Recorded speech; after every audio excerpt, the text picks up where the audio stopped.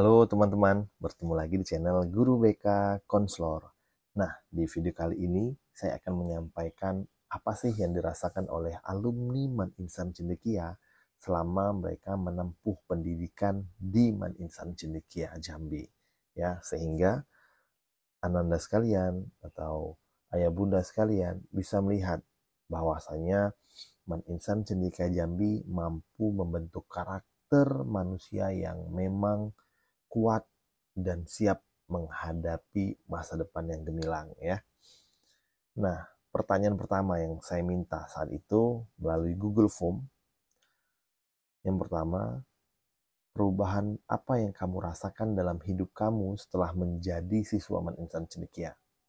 Nah, jawaban pertama, menjadi insan yang lebih baik, lebih mandiri, serta menjadi insan yang lebih aktif dari sebelumnya.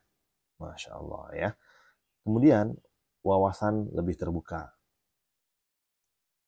Yang ketiga, tidak ada perubahan yang signifikan, tapi ada satu yang saya rasakan, yaitu solidaritas dengan teman satu angkatan. Membuat saya sangat bahagia.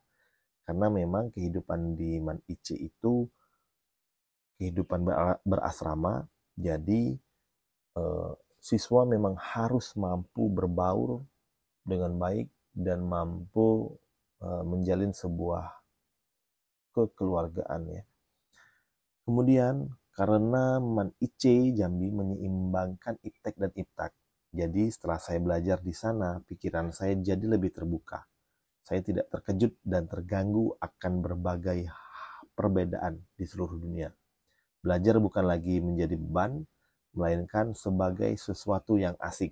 Masya Allah ya. Kemudian meningkatkan rasa iman dan takwa, juga disiplin waktu. Nah, jadi kegiatan di Man Insan Cendekia itu, karena mereka boarding, jadi kegiatannya didesain sedemikian rupa agar anak-anak kita menghargai waktu dan mampu memanajemen diri agar tidak tertinggal dari teman-teman yang lain. Pertanyaan kedua, apakah Man Ice mampu membentuk karakter kamu? Tolong uraikan ya. Nah, ini jawabannya. Iya, pendidikan berbasis asrama membantu membentuk karakter saya untuk lebih bisa mandiri dan disiplin. Kemudian, benar, di Man Ice Jambi kita dibentuk secara baik, terutama di bagian akhlakul karimah. Dan juga pembentukan dilakukan bukan oleh pihak pengajar saja, bukan oleh guru saja katanya, tapi dibantu juga oleh kakak-kakak kelas di sana. Kemudian, saya mendapatkan banyak pengetahuan mengenai basic manner yang belum pernah saya dapatkan di luar. Salah satunya adab saat berbicara dengan yang lebih tua, dan cara salim yang tepat, dan itu yang saya dapatkan saat matsama. Para kakak disiplin selama matsama memang membimbing kami cukup keras saat itu. Tapi saya sangat berterima kasih pada mereka, saya mendapatkan banyak hal dari mereka. Saya harap pelaksanaan matsama di tahun ini dan tahun-tahun berikutnya tetap sama. Penting bagi siswa baru mendapatkan didikan tentang adab perilaku. Jika selama matsama dimanjakan, tidak disiplin, apa bedanya Man Ice dengan sekolah lain? Nah, jadi memang ketika awal-awal baru masuk Man Ice itu, di situ proses penggemblengan ya. Bagaimana sih menjadi insan cendekia itu seperti itu. Kemudian tidak ada perubahan yang signifikan, tapi ada satu yang saya rasakan, yaitu solidaritas dengan teman satu angkatan. Itu membuat saya sangat bahagia. Kemudian ya tentu saja sifat kepemimpinan, kemandirian, dan keterbukaan menjadi karakter saya setelah belajar di Man Ice Jambi. Karena ketika mereka sudah menjadi kakak kelas nanti, baik itu di kelas 11 maupun kelas 12, mereka sudah memiliki adik asuh ya. Sehingga mereka itu harus mampu memberikan contoh yang baik agar dilihat oleh adik-adiknya. Itu tujuan awalnya. Tapi setelah seiring berjalannya waktu, mereka paham bahwasanya idealnya perilaku atau sikap saya itu seperti ini loh. Ya. Kemudian pertanyaan yang ketiga. Boleh dong berbagi tips agar sukses menjadi siswa Man Ice. baik di KBM maupun di keasramaan. Nah, ini tips dari kakak-kakak kita ya, yang saat ini sudah kuliah di kampus-kampus favorit di Indonesia. Menjadi siswa yang aktif dalam semua kegiatan, termasuk pertemanan. Jangan jadi siswa yang sombong dan harus selalu ringan tangan. Nah, ini ya kata kakak, jangan sombong dan harus selalu ringan tangan, harus selalu membantu. Nah, ini selanjutnya taat dan jangan macam-macam aja perilakunya di IC. Insya Allah semua jadi lancar dan mudah. WKWK, kata kakaknya ya. Nah, selanjutnya, mungkin bagi sebagian orang, selama belajar berkompetisi itu penting. Namun percayalah, kolaborasi itu jauh lebih menyenangkan. Solidaritas dengan teman satu angkatan akan menguatkan satu sama lain terhadap tekanan yang dialami. Tidak ada yang paling baik atau yang paling pintar. Kita semua memiliki porsinya masing-masing. Itu sebabnya perlu saling melengkapi. Nah, ini memang menghargai itu sangat penting ya.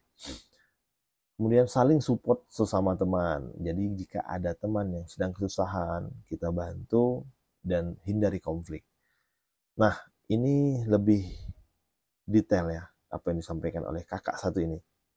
Di kelas 1 fokus pada perkenalan, ya, kenali teman-teman, kakak kelas, mata pelajaran, kenali lingkungan man-IC-nya, ya, kenali sistem birokrasi man-IC-nya, dan kenali sistem organisasinya. Nah, jadi memang untuk di kelas pertama itu fokusnya kepada berusaha mencari tahu bagaimana sih tempat saya tinggal ini, seperti itu ya. Nah, di kelas 2 kita sudah kenal nih dan mulai menentukan bidang. Jadi fokus pada bidang kita saja. Kemudian berusaha untuk mengharumkan nama kamu dan man-IC melalui bidang itu. Jadi memang di kelas 2 itu karena kita sudah kenal nih birokrasinya, organisasinya, kamu sudah mulai tahu gerakan kamu kemana dan cintai satu bidang tertentu. Nah, di kelas 3 kamu sudah dapat pengalaman, kata kakaknya. Maka berbagilah kepada adik-adik, bimbing mereka. Karena dengan begitu pemahaman kita mengenai bidang yang menjadi fokus kita menjadi lebih kuat dengan berbagi tadi ya. Kemudian fokus pada pendidikan selanjutnya, yaitu perguruan tinggi ataupun nanti sekolah kedinasan. Nah, ini detail nih kakaknya ya, menyampaikan bahwasanya pertama itu kamu kenali dulu tempat kamu. Setelah kamu kenal, kamu langsung cari bidang yang memang ingin kamu tekuni. Setelah itu, kamu berbagi pengetahuan, berbagi ilmu, berbagi pengalaman kepada orang lain. Sehingga itu menguatkan kamu. Terakhir, nah, peraturan atau kebijakan man-IC yang mana? Yang awalnya berat banget kamu hadapi, dan ternyata itu bermanfaat untuk kehidupan kamu. Ini, menjaga kebersihan kamar. Saya ingat saat itu semua orang berlomba-lomba agar tidak sampai mendapat predikat kamar terkotor, supaya tidak maju ke depan podium dan memimpin senam di hari Sabtu. Kemudian secara umum peraturan madrasah dan keasramaan yang sangat disiplin waktu membentuk saya menjadi orang yang lebih disiplin. Wah, ini ya, memang kehidupan berasrama itu banyak menempa orang-orang untuk menghargai waktu. Ini berbahasa asing. Nah, kemudian wajib sholat di masjid, terutama sholat subuh. Nah, ini yang ternyata berat, ya ternyata insya Allah bermanfaat, kata kakaknya ya. Nah, bahasa kata kakak yang ini. Dan terakhirnya ya, itu sangat bermanfaat sih, apalagi saya berkuliah di prodi bahasa Arab, bahasa dan sastra Arab.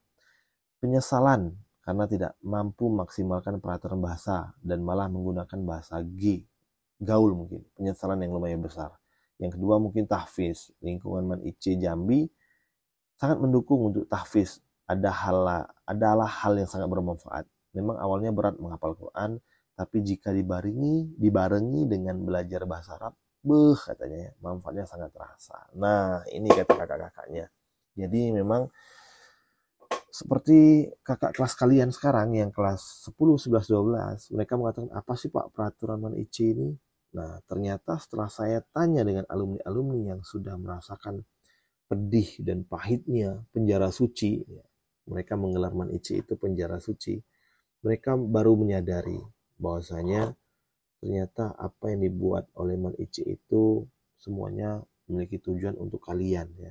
Untuk menempa, menggembleng kalian, mempersiapkan kalian untuk menghadapi tantangan yang jauh lebih besar.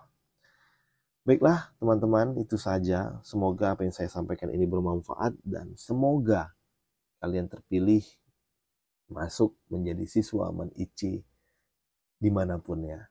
Baik itu dari Serpong sampailah ke Man IC Lampung nantinya. Saya akhiri, billahi taufik wal hidayah. Wassalamualaikum warahmatullahi wabarakatuh. Salam Guru BK Konselor.